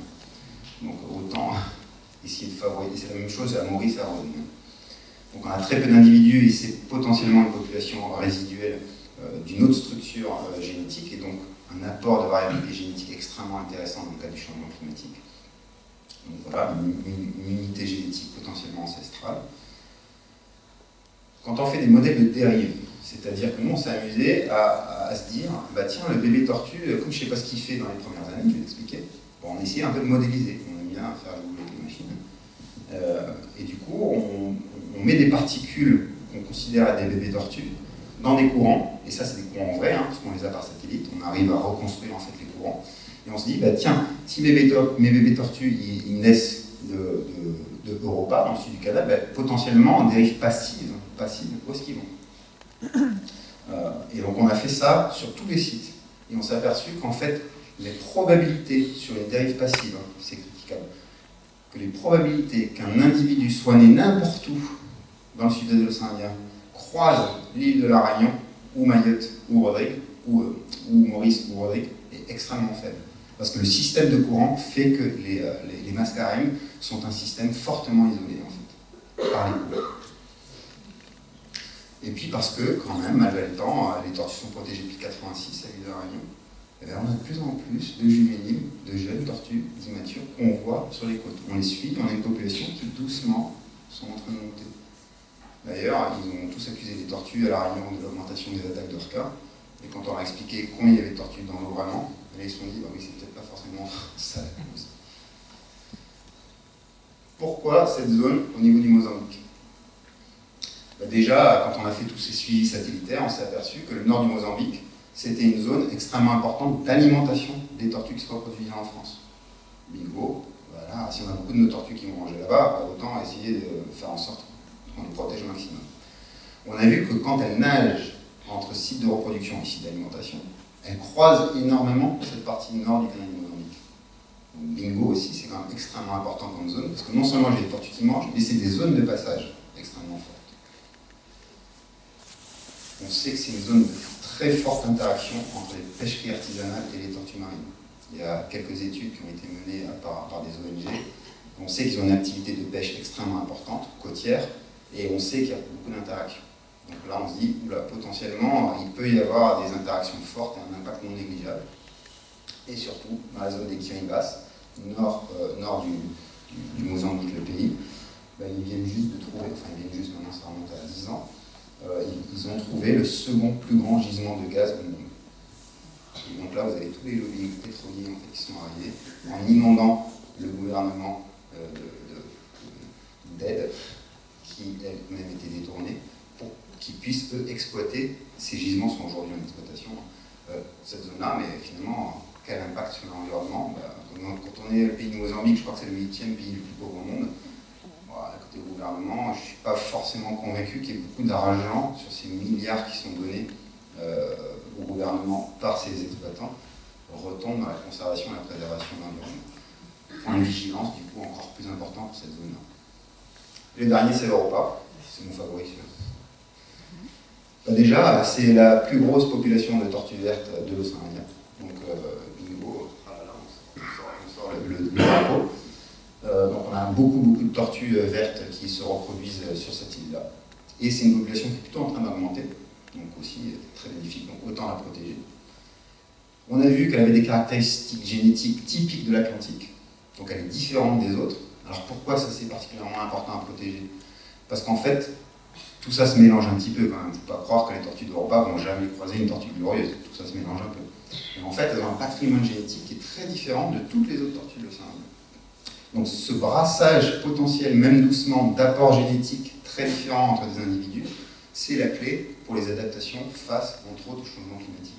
Donc plus on a une diversité génétique au sein de la population, plus ta population est robuste à faire face à un changement. J'aurai toujours un individu un peu différent qui fera en sorte que, ah ben moi je vais survivre, alors que les autres vont mourir. C'est vraiment le principe de base de la diversité génétique. Donc c'est extrêmement important de protéger cette population dans la zone. Parce qu'on a vu que les tortues d'Europa, en fait, vous avez vu, c'est le feu d'artifice. Elles vont manger absolument partout dans le sud-est de l'océan Indien. Donc elles circulent partout. Donc ça veut dire que potentiellement elles sont impactées à Madagascar, au Mozambique, au Kenya et en Tanzanie. Et puis surtout, ça c'est un point clé, on a fait le même petit système de modélisation. On a lâché plein de bébés tortues en dérive passive depuis Europa, et puis on a regardé ce qu'elle faisait, finalement où est-ce qu'elle se distribue. Là, bingo, vous voyez dans l'animation, tout est bleu, ça c'est les différentes années de simulation, et en fait, ce qui est noir, c'est que les tortues, on estime qu'elles sont mortes parce qu'elles sont passées trop de temps dans des eaux trop froides. Parce que le système de courant, le courant des aiguilles entre autres, va avoir tendance à éjecter du canal Mozambique vers le sud et vers l'Atlantique, ou alors vers la zone de convergence plus sud, et là on a un gradient de température qui va chuter très fortement d'un coup. On a les eaux chaudes de l'océan Indien qui vont croiser les eaux froides. Et donc ces potentiels bébés tortues-là vont être confrontés à des températures extrêmement froides. Et nous, on estime que du coup, le taux de survie des bébés tortues naissant à Europa est beaucoup plus faible que les tortues naissant de tous les autres sites, parce qu'elles vont rester dans des environnements potentiellement intéressants. Voilà encore une raison de plus de protéger ce site-là qui potentiellement est fragile en fait. Et tout ça, c'était les adultes. Là, c'est la partie un peu plus fun, vous allez voir. Mais bien sûr, il faut comprendre les adultes. Hein. Il faut comprendre les structures des femelles et des mâles, comment tout ça fonctionne. C'est la clé, hein. C'est eux qui apportent les générations futures. Mais finalement, c'est qui les futurs adultes? Bah, c'est les jeunes. C'est un peu comme chez nous. Il faut bien s'occuper de notre jeunesse parce que c'est eux qui vont nous remplacer. Et donc là, depuis maintenant un certain nombre d'années, on a commencé à travailler en fait sur ces stades juvéniles comme justement potentiels futurs recrues qui vont arriver dans ce stock d'adultes reproducteurs. Le problème, c'est que les juvéniles, elles sont tout le temps dans l'eau. Les femelles, on peut les voir sur la plage. Les juvéniles, il faut bien les choper dans l'eau. Donc là, on a développé des techniques qui sont assez sympas, ce qu'on appelle le rodéo tortue, ou le turtle jumping, en fonction des approches. C'est qu'en fait, on les suit en annexe, il y a un pilote, et il y en a un sauteur à l'avant. Élise a eu la chance de voir ça à Navra. Et en fait, quand on repère un bébé tortue, on commence la course-poursuite. Le bébé tortue va le jeune tortue, hein, c'est des tortues qui font entre 10 et 30 kg, 30-40 kg. Ça fait quand même, c'est pas si petit que ça. Hein. Et donc en fait, le but du jeu, c'est de la fatiguer, de la positionner sur le côté droit ou gauche du bateau, et en fait, tu as le sauteur qui va sauter pour attraper la tortue, et la hisser ensuite à bord. Les Australiens font la même chose sur les dugongs. Je ne sais pas si vous voyez les dugongs, pas forcément les mêmes tailles. Le sauteur, à chaque fois, ils font chifoumi pour savoir qui c'est qui saute, parce que personne ne veut sauter, parce que le sauteur, il attrape la queue, et lui se fait défoncer. Lui, il doit tenir, parce que tant qu'il attrape la queue, le dugon ne peut pas partir. Et là, il y a 2-3 autres sauteurs qui arrivent, et qui, eux, vont venir, en fait, bloquer les nageoires, et effectivement, ensuite, ils vont pouvoir travailler, faire des échantillonnages dessus. Les tortues, c'est plus simple. Quoique. En fait, on n'est pas les seuls à chercher les tortues sur ces îles-là. Les tortues marines, les tortues vertes, sont les proies privilégiées des requins tigres. Le requin tigre, quand vous en croisez un qui est plus grand que votre annexe, qui fait déjà 4 mètres, qui est dans sa dos et qui lui cherche aussi les tortues, bah, ça vous donne moins envie d'un coup de sauter. Et là, en fait, on a attrapé une tortue qui venait juste de se faire charger par un requin tigre et qui était encore toute sanguinolente de la patte, elle en avait perdu sa patte. C'est dangereux aussi. Quand on est trop motivé pour attraper la tortue et qu'elle est au milieu des patates de corail, alors on a Stéphane Sissionne, un excellent collègue qui est le directeur de Kélonia, l'Observatoire des tortues marines, l'aquarium des tortues marines pour ceux qui connaissent à La Réunion, qui est une personne extraordinaire, qui est toujours très motivé sur le terrain. Ben là, il a sauté et il s'est pris la patate. Alors quand on est en milieu isolé et qu'on doit faire des points, c'est jamais très confortable.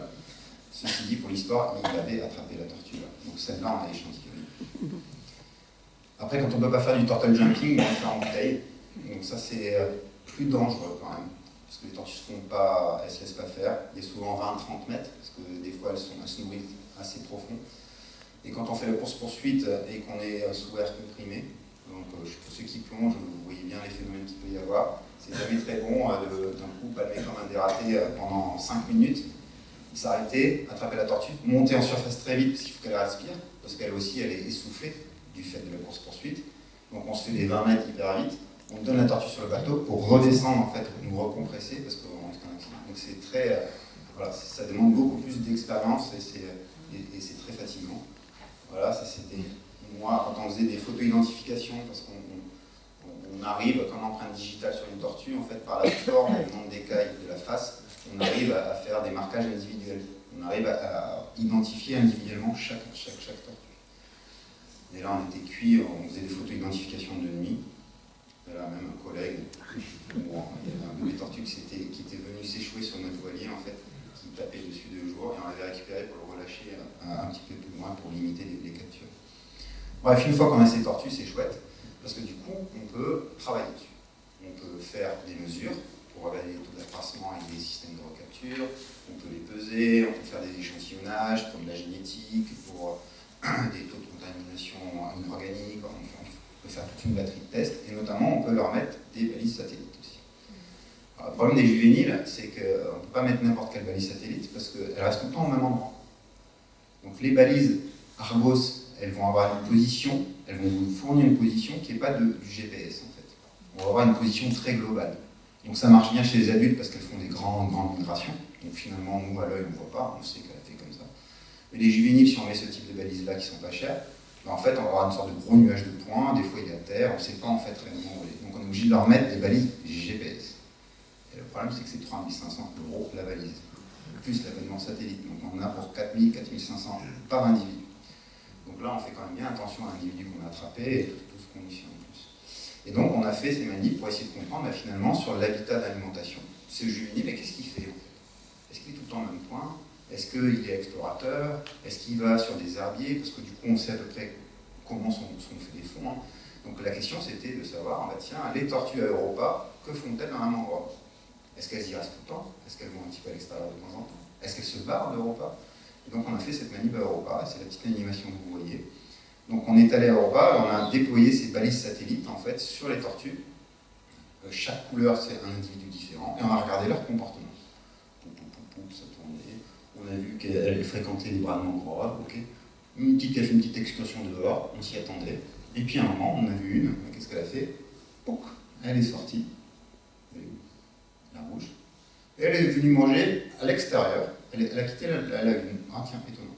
Et surtout, ce qu'on a eu, on a vu une tortue qui était bien avant et qui d'un coup est partie. En fait, on avait des juvéniles à Europa qui allaient jusqu'à 60 cm de carapace. Donc c'est des gros juvéniles. Un adulte, ça fait 80 cm de carapace. Et à Europa, on n'a pas cette gamme de taille 60-80. On se posait toujours la question, pourquoi? Et là, on a vu en direct une tortue qui faisait 60 quitter Europa, en fait. Tout simplement parce qu'il n'y a pas assez à manger dans Europa. Elles sont protégées dans la mangrove des prédateurs, donc du coup, elles y sont bien. Mais par contre, c'est un facteur limitant, c'est l'accès à la nourriture. Et donc, à un certain stade, en fait, elles vont quitter Europa, parce qu'elles disent, mais là, c'est plus possible, il faut que je continue à grandir. Et donc, elles vont récupérer, comme celle-là, les grands herbiers de Phanerogames marine qu'il y a dans le sud de Madagascar, vers Tuléar. Donc celle-là, on l'a vue, et elle s'est fixée pendant une semaine, juste en face de Tuléar, pas très loin. Un petit peu au nord. On se dit, incroyable, parce que tout ça, on voit tout ça en direct sur l'ordi, c'est ça qui est bien avec les satellites. Et là, c'est moi qui faisais le suivi, je vois ma tortue qui monte sur la plage.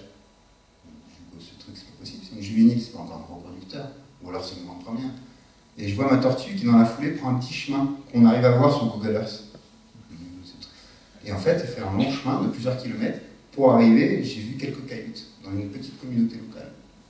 En fait, cette tortue, ça faisait pas une semaine qu'elle était arrivée d'un site protégé à Madagascar, elle était déjà capturée par un pêcheur à Vezo, les pêcheurs traditionnels du sud côtier de Madagascar. Elle était attrapée par le pêcheur à Vezo, qui l'emmenait déjà, il avait déjà tout découpé et donné à manger. Donc ce qu'on a fait, on avait un copain malgache, on lui a filé 50 € par la poste. Il est allé dans ce village-là pour récupérer la balise Argos, qui elle en coûte 35. Et surtout, elle a plein de données dedans. C'est le côté vénal des Européens, vous savez, très proche de nous, les chercheurs, parce que sinon on n'a pas assez. Et en fait, il est arrivé au village, ils ont tous dit non, on ne mange pas de tortue, pas de tortue. Voilà. Moi, j'ai dit, mais c'est pas possible, je vois, la balise, elle émettait. Elle était dans, je disais exactement à gauche de la cahute. Et donc, il était là, il est resté 3 jours. Jusqu'à le 3e matin, il y a un petit enfant qui est arrivé, comme ça avec la balise. Et donc l'enfant lui a dit, oui, c'est mon oncle qui l'a pêché, qui a pêché une tortue petite, et qu'on a mangé en fait la semaine dernière. Voilà, petite histoire, site protégé, une semaine après, quick la tortue. Et donc on a fait ce type de manip un peu partout, parce que derrière, on fait de la science quand même, on essaie de comprendre comment il fonctionne. On l'a fait à Glorieuse, on l'a fait à Jean de Nova, on l'a fait à Mayotte, on l'a fait à La Réunion. Et à Europa. En fait, les grandes conclusions, c'est quoi? C'est qu'on a vraiment des comportements très différents, jour-nuit, par exemple. Et elles ont des dortoirs, très clairement, on va le voir bien. Elles ont des zones d'alimentation très précises, mais elles ont un domaine vital, c'est-à-dire une zone qu'elles exploitent, qui est extrêmement petite. Hein. C'est à peine plus grand qu'un terrain de football. Donc quand vous avez une tortue que vous avez vue une fois dans une zone, vous pouvez être sûr que les prochains jours, les prochains mois, elle sera dans cette zone, parce qu'elle y reste plusieurs années. Et après, on peut en faire encore plus de science. À La Réunion, on a un gros problème quasiment fini, on a une grosse zone de conflit entre les bateaux qui naviguent trop vite à la côte et qui tapent les tortues qui respirent. Et donc en fait, on a exploité toutes ces données-là pour faire des cartes prédictives en fait, en fonction de l'habitat, d'où potentiellement on peut avoir des tortues marines. Et donc ces zones-là, c'est en négociation. En fait, il y aura des vitesses qui seront limitées, même si on est à l'extérieur, pour justement éviter les chocs entre tortues marines et la grande frustration, parce que c'est le coût du spectacle, c'est que nous, on voyait tout ça. Donc on voit les tortues qui font ça. Vous avez vu sur la carte, donc c'est sympa. On sait comment sont faits les fonds. Donc on se dit, oh, elle a peut-être fait ça à cet endroit. Elle a peut-être fait ça à cet endroit. Elle est allée dormir dans cette zone, mais où? En fait, on était très frustrés. Donc ce qu'on a fait, et ça c'est le côté sympa, c'est qu'on a mis des caméras sur la carapace. Et l'idée c'était justement de voir en direct en fait ce que faisait, ou quasi direct, parce que les tortues ont la balise GPS dessus. Donc en plus d'avoir une image, on sait où elles sont. Et donc on déployait ces caméras, il fallait les récupérer. Donc on les déployait pendant 6 heures, et après on retrouvait la tortue, on récupérait la caméra. Et en fait, on a vraiment vécu des choses qui étaient extrêmement émouvantes. Parce qu'on les a vus avoir des comportements qu'on ne soupçonnait pas. On les a vus manger des choses qu'on ne soupçonnait pas. On a compris, vous allez voir tout à l'heure, pourquoi casser les antennes des balises Argos, c'était fortement problématique, 3500 €. Donc là, on les a vus manger en fait ces sortes de je sais plus quoi. Et en fait, dans les trous, quand elles rentrent, elles viennent se gratter, et c'est comme ça qu'elles cassent en fait les antennes de nos balises. Et on voit effectivement ces écosystèmes dans lesquels elles sont, avec toutes les espèces qu'elles ont la chance de croiser. Donc là, pareil, une tortue verte qui est en train de manger une algue calcaire, donc ça, on ne s'y attendait pas. Intéressant, ça c'est à Mayotte, on voit des tortues, une qui filme l'autre, on les voit se gratter, donc ça c'est le côté un petit peu. On voit des interactions entre individus. On pensait que c'était pas du tout des individus sociaux, en fait. On pensait vraiment que c'était solitaire. En fait, on voit qu'il y a des relations en fait, qui se mettent en place entre individus. Et voilà, on voit que pendant la journée, elles se reposent, elles ne font pas que manger.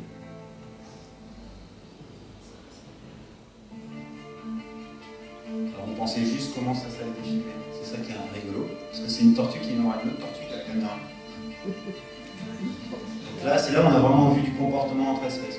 On les a vus en fait gratter le fond pour aller récupérer des racines des phanérogames. Ça, c'est quelque chose qu'on ne soupçonnait pas. On les voit se suivre là, dans l'eau trouble. On les voit manger des choses qui flottent. Là, on se dit, bah, les plastiques, là, on a bien compris pourquoi en fait, les tortues capturaient les bouts de plastique. On les a vus croiser plein d'espèces. C'est sympa, un pampano là. Une autre tortue, tiens, paf, des petits baffes. Manger les trucs en surface, comme je vous disais pour les plastiques. Je vais me reposer un peu. Je fais je sais pas trop quoi dans ça. On les a vu passer des vagues de 3,50 m parce que ce jour-là, il y avait une houle énorme dans ce sadeau. On ne sait pas comment elles font pour récupérer l'extérieur parce que la marée descendait.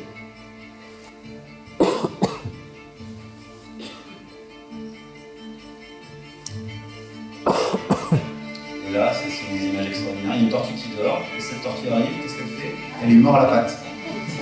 Eh oh, c'est mon île, c'est mon territoire, barre-toi. Donc il y a vraiment ce côté, je sais que c'est notre tortue, et tu es dans le trou, tu n'as rien à y faire en fait. Pareil, on avait mangé, je sais plus ce que c'est, on avait fait identifier cette espèce. Voilà, une tortue qui passe, qui montre l'autre en train de dormir dans un trou, pour se protéger des prédateurs. Toujours pareil, la relation entre individus, ils sont souvent ensemble.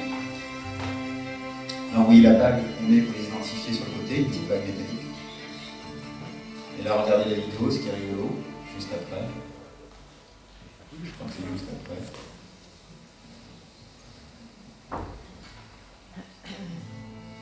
Regardez la caméra sur l'autre tortue, c'est deux tortues avec une caméra qui se filme. Et vous voyez que la caméra est ouverte. En fait, en se grattant, elle avait ouvert la GoPro qui s'était noyée, on a perdu toutes les images, etc. Donc je vais passer vite là, mais c'est toujours pareil, on a fait de la génétique pour essayer de comprendre l'origine des individus dans tous ces sites-là, pour comprendre comment ce système fonctionnait pour les juvéniles. Je vais y passer vite.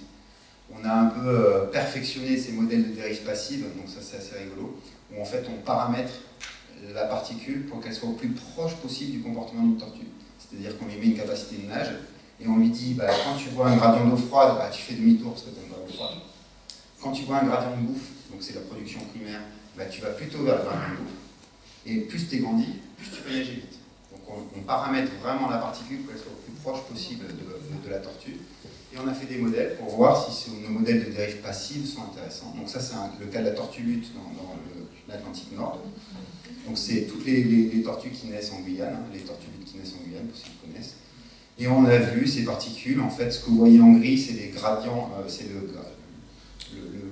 gradient de production primaire, c'est-à-dire plus c'est marron, plus ça les intéresse, donc plus la particule aura une tendance à aller vers ces zones-là, tout en évitant les zones froides. Et on a fait ça pendant 17 ans, vous allez voir, on a fait ces particules dérivées pendant 17 ans. Alors sur l'ordinateur, ça va beaucoup plus vite, hein, vous imaginez bien. Et en fait, l'idée, c'était de voir, ok, un pool de bébés tortues qui est né à un temps T, où est-ce que potentiellement il sera à un temps T plus 17. 17, c'est l'âge où les tortues commencent à être potentiellement des reproducteurs. Et donc on a fait tourner ce modèle pendant très longtemps. Vous voyez qu'elles commencent bien à se séparer, en fait, les particules. On voit qu'elles rentrent en Méditerranée. Donc je vais finir vite. Et en gros, ça c'est les résultats, au bout de 17 ans, de où seraient les particules si jamais elles étaient passives. J'avais fait juste une dérive passive. On voit donc qu'on aura un énorme gire, hein, qui est le gire, je ne sais plus comment il s'appelle, où on aurait la majorité des individus qui devraient être. Or, ce n'est pas du tout ce qu'on voit sur le terrain. Les pêcheurs ne capturent pas, ou très peu, de lutte sur des petites tailles dans ces zones-là. Par contre, quand on a fait tourner le modèle qui, cette fois, était le plus proche possible du comportement de la tortue, on a vu donc, des zones qui étaient complètement distinctes, et ça correspond parfaitement en fait, avec les retours qu'on peut avoir des captures accidentelles des différents pêcheurs. En fait. Que ce soit dans le pool assorien, là, dans la partie nord, en Méditerranée, et au large de l'Afrique du Nord, de l'Afrique de l'Ouest. Voilà, j'ai fini. Je vais raconter une petite citation parce que j'aime bien ça. Ah non, ça va pas vite. Oui, tout ça, ça a été utilisé pour la liste rouge de l'IUCN. Il faut savoir qu'aujourd'hui, les tortues vertes sont considérées comme en danger d'extinction dans le monde. Sauf que tout ce travail a permis de montrer que, oui, c'est en danger dans le monde, mais que dans le sud-ouest de l'océan Indien, elles sont peu concernées. C'est-à-dire que l'état de santé est plutôt bon. Donc ça, c'est quand même positif. Ça montre que plus on a d'informations, plus on a réalisé des modèles. Et là, il y a une citation que j'aime bien. Il faut n'appeler science que l'ensemble des recettes qui réussissent toujours. C'est marrant, je crois que Marie Curie disait la même chose. Hein. Pour ce tout le reste n'est que littérature. Et c'est un petit peu ça. Nous, c'est notre moyen, on essaie de comprendre les choses, et après il y a toute une part d'embellissement, toute une part de compréhension de littérature, comme dit Paul Valéry, pour essayer de comprendre en fait comment ce système fonctionne, à avoir le feeling le plus proche possible, et puis surtout continuer à rêver de ce monde totalement magique et sur lequel il faut développer un maximum d'efforts pour le protéger. Et je finis par cette photo-là, parce que c'est pas parce qu'on est petit qu'on ne va pas aussi loin que les grands. Vous voyez un bébé tortue qui est à côté d'une baleine à bosse, 20 grammes, 20 tonnes, et pourtant les deux sont des très grands migrateurs. Et finalement, on peut faire des petites choses pour préserver l'environnement. Ça a potentiellement un impact à très grande échelle. Merci beaucoup.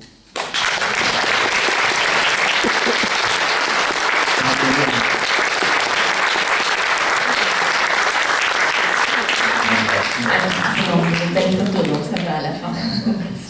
Merci. Bien écoutez, voilà, vous avez peut-être des questions à poser. Merci pour votre conférence.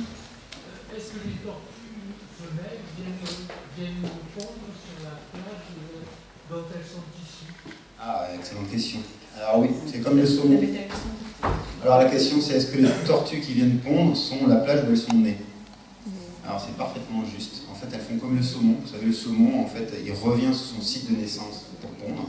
Et les tortues font exactement pareil. C'est ce qu'on appelle la phylopatrie, ou le homing. C'est-à-dire qu'après, c'est là où c'est extraordinaire, hein. Vous avez vu les timings, hein. Donc 30 ans après, une tortue adulte sera capable de retrouver Tromelin. Tromelin, c'est une île perdue dans l'océan Indien qui fait 1,5 km de long, au milieu de l'océan. Donc on ne sait pas, enfin si maintenant on sait, quels sont les processus de navigation qui font qu'elle retrouve l'île. On sait qu'il y a le champ magnétique qui joue un rôle extrêmement important, mais aussi ce qu'on appelle la plume olfactive, c'est-à-dire que le champ magnétique donne les grandes orientations de direction, comme chez les oiseaux, comme chez les pigeons, mais qu'ensuite, quand elles sont proches du site, elles vont utiliser le gradient olfactif pour mieux cibler en fait la zone de la plage. Alors, elles ne pondent pas au mètre près où elles sont, et déjà ça on ne sait pas. Mais on sait qu'elles vont plutôt prendre le nord de l'île ou le sud de l'île, notamment grâce à cette plume olfactive qui est une trace ancienne des odeurs qu'elles auraient eues quand elles ont descendu la plage. C'est pour ça qu'un bébé tortue, il ne faut jamais le prendre à la sortie du nid, le transporter et le mettre dans l'eau. Il faut le laisser courir, parce qu'il s'imprègne des odeurs et il cicatrise son cordon ombilical. Donc il ne faut surtout pas prendre les bébés tortues pour les sauver des crabe, etc. et les jeter dans l'eau. Il faut les laisser courir, quitte à les protéger comme ça.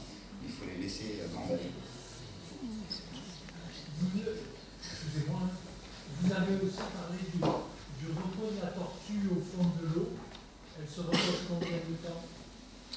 Alors, je ne sais pas si la question c'est combien d'apnées elle peut rester. Alors, les championnes du monde, c'est les tortues luttes. Déjà, elles descendent à 1000 mètres de profondeur, donc il faut y aller quand même. Alors, j'ai plus les timings exacts du nombre de minutes, mais typiquement, une tortue verte qui va dormir, elle peut rester plus de 60 minutes. Donc, elles font des très grandes apnées. Et quand elles font en site d'alimentation, c'est-à-dire qu'elles descendent, elles mangent, elles montent, voilà, quand une tortue, tu la vois en surface, tu vas bien pouvoir attendre 5-6 minutes avant de la revoir monter en surface pour respirer. Donc ça, c'est un super apnéiste. Merci. Question là. Moi j'ai une question, c'était comment a évolué votre vision par rapport au lobbying au cours de votre carrière? Alors lobbying, c'est-à-dire vous avez parlé du pétrole ou autre. C'est difficile, c'est parce qu'ils gagnent tout le temps. Mais j'imagine qu'au début... Même en France, malheureusement. Quand vous êtes parti, j'imagine que c'était il y a assez longtemps, et du coup, au fur et à mesure des années, j'imaginais que ça avait évolué, votre vision. Ma vision personnelle, qui est purement personnelle, moi je trouve pas. Ça reste toujours la Et même. je trouve même qu'en France, sous couvert d'un certain nombre de législations, etc., il y a quand même beaucoup de choses qui se font alors qu'ils ne sont pas censés le faire. Et le gouvernement est quand même au courant. Parce qu'il y a des intérêts économiques derrière qui sont malheureusement toujours prévalents à la protection de la biodiversité, très souvent. C'est une vision très personnelle, qui peut être débattue. D'autres questions? Bon, on va peut-être écourter pour que les d'autres. Ah, là, pardon. On va dire que c'est la dernière.